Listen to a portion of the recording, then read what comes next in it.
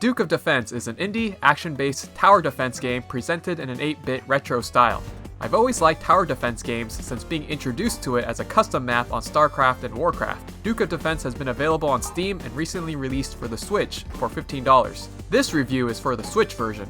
Like most tower defense games, your goal is to prevent enemies who start from one side of the map and travel to the other, and in this game, getting to your castle. Unlike other games, you can't build towers anywhere and can only build where you see trees. Some maps have many trees, while others have a limited amount. Selecting a tree allows you to choose different towers, and you get access to more towers as you progress through the game. All the goodies are here: the anti-air tower, the AoE tower, and the slow tower. This game also has another resource of gems. You start each level with a limited amount, and you use these gems to build some of the more advanced towers. On the technical side, when playing the Switch in docked mode, the edges get a bit cut off, obscuring the text. There is no in-game options to adjust the display screen like many bigger budget titles, but this isn't an issue if you're playing on handheld mode. The game does include a simple story where you play as the new Duke of Defense, helping various townspeople ward off the hordes of monsters and threats of the 3 evil wizards that act as bosses as you play through the 3 main worlds, with each world having 3 sub-areas, like 1-1, 1-2, and 1-3, like a Mario game. The soundtrack is my favorite aspect of the game.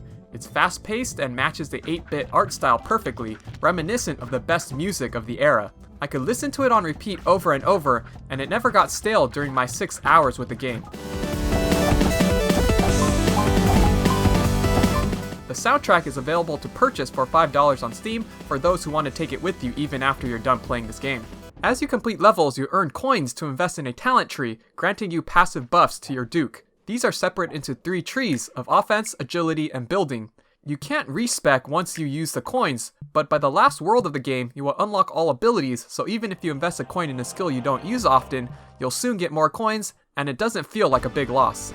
This game also gives more variety in how you play as you have your hero on the battlefield. Not only can he build towers, but he can run around slashing enemies with his sword, inflicting some damage. Another thing that you will be doing often is running around to collect gold that drops off of defeated enemies that you could use to build new towers. You can also upgrade towers by standing on them, with each upgrade taking longer time. This game gives you more flexibility in styles of play. For example, you can have few but powerful upgraded buildings versus many level 1 towers, or if you like to do damage to the enemies yourself with your sword versus letting your towers do the work. The later levels also introduce enemies that are immune to certain types of tower damage, forcing you to use a variety of tower types. Once more enemies emerge and coins are flying all over the place, it reminded me of the mad frenzy of coin collecting from the game Insane Aquarium, where I felt fixed on collecting all the gold before it disappeared. On the Switch, you can have another person join you anytime when you load your game. With a simple controller, utilizing a select button, attack, and roll, each player can just use a single Joy-Con, so there is no need to have an extra controller. The one problem I foresee with the co-op multiplayer, with my limited time in it, is that when building a tower, the prompt for the first player will always appear on the left-hand side of the screen, and prompts for the second player will always appear on the right-hand side. This gets really confusing as both players are building towers and happen to be on opposite sides of the screen. However, if one person is solely attacking enemies and/or collecting coins, and the other one is responsible for building towers, this wouldn't be an issue. Overall, the game is too easy and doesn't really get enjoyable until the last world, and especially more so during the extra levels that are available after completing the story. You start with 25 hearts at the beginning of each level, and lose one each time an enemy makes it past your defenses and to your castle. The only time you will lose lives is generally at the beginning of the level, when you have limited gold and time to build towers before the first wave begins. Even the larger, slower enemies that can absorb a lot of damage only reduce your hearts by 1, but they do drop more gold, making them worthwhile to kill. One mechanic that sets us apart from your standard tower defense game is the boss battles against one of the 3 wizards. You start these battles with no money and don't have your traditional way of killing enemies for gold. Instead, you follow the pattern of avoiding the wizard's attack until a friendly NPC throws you enough gold to build an anti-air tower to bring down the wizard.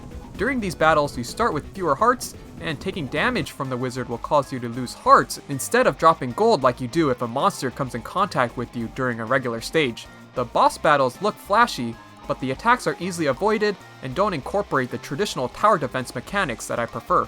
The character and dialogue is what you would expect from this style of game. I generally enjoy witty and funny dialogue, but all the characters act the same and don't have anything significant or interesting to say. Also, during cutscenes, you aren't able to press a button to make the dialogue move faster. This is especially inconvenient for those that read fast or are replaying an area for the second time. Overall, I think this game was average and would suggest purchasing it if it goes on sale, or better yet, searching for another title. I've spent more time and got more enjoyment out of the custom maps on StarCraft or Warcraft maps personally, especially since this game is reminiscent of Warcraft 3 and its hero characters. However, I can see this game being more enjoyable for younger kids new to the genre, or those looking for a family-friendly co-op game to occupy your time for a day or two. I hope you all enjoyed this review. Let me know in the comments below what your favorite tower defense game is, since I still have an itch to play a good one. Have a nice day and hope to see you again soon.